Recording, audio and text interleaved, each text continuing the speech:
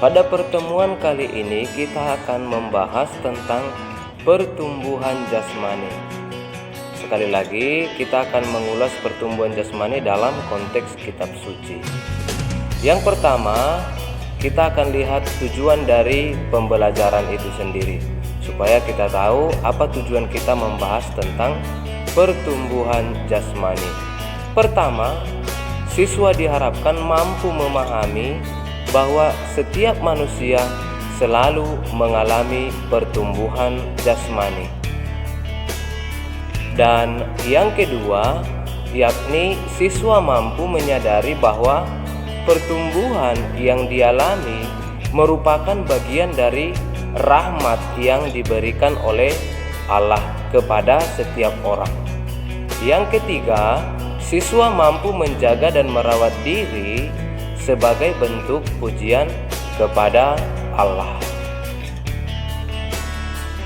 Kita akan lihat topik yang akan kita dalami sebagai bagian inti dari pembahasan kita kali ini. Ingat sekali lagi tema kita pertumbuhan jasmani. Sebagai bahan bacaan untuk mendalami permenungan kita, yakni bisa Anda baca dalam Injil Lukas bab 2 ayat 50 sampai 52.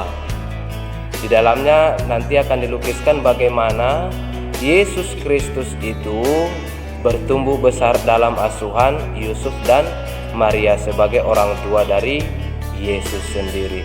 Nah, yang menjadi pertanyaan untuk kita, apa itu pertumbuhan jasmani? Setiap orang yang sehat akan mengalami pertumbuhan jasmani bertambah besar seiring dengan bertambahnya umur seseorang. Dengan kata lain, umur seseorang yang bertambah juga dibarengi dengan jasmaninya yang semakin besar.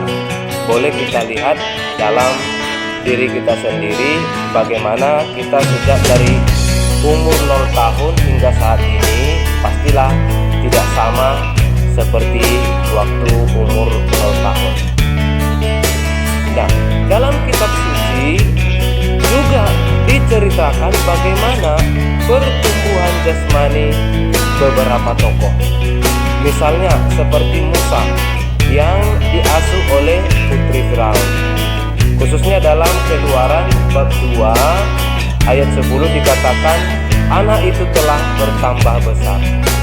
Begitu juga dengan Samuel yang diasuh oleh Eli.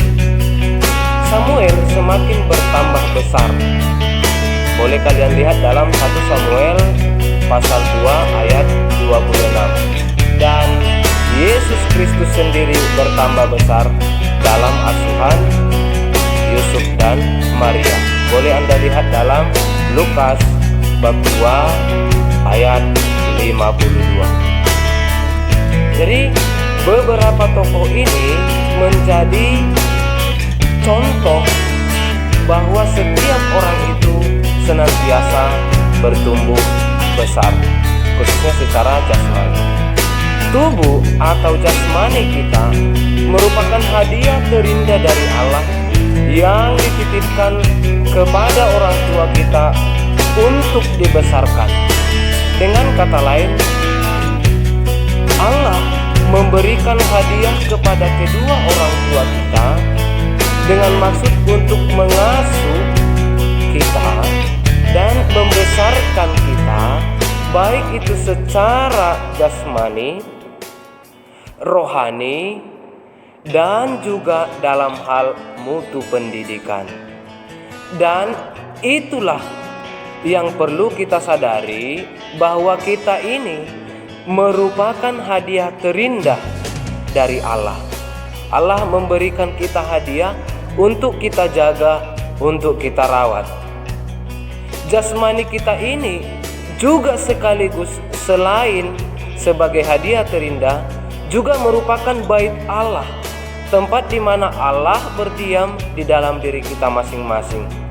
Maka agar Allah itu layak berdiam dalam diri kita, maka kita terlebih dahulu harus mempersiapkan diri, khususnya tubuh dan jasmani kita, sebagai hadiah terindah dari Allah dan sebagai bait Allah.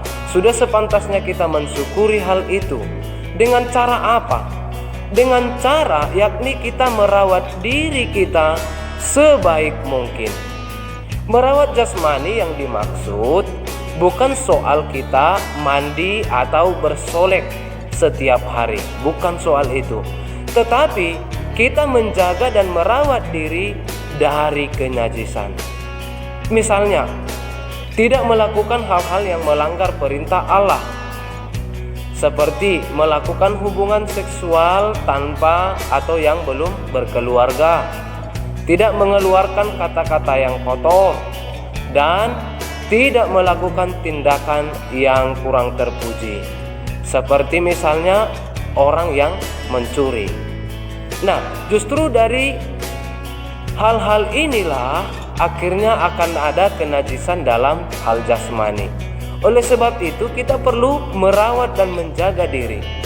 Ketika kita mampu merawat diri dengan baik, hal itu merupakan bukti bahwa kita memuliakan Allah yang telah menghadiahkan tubuh kepada kita untuk kita jaga.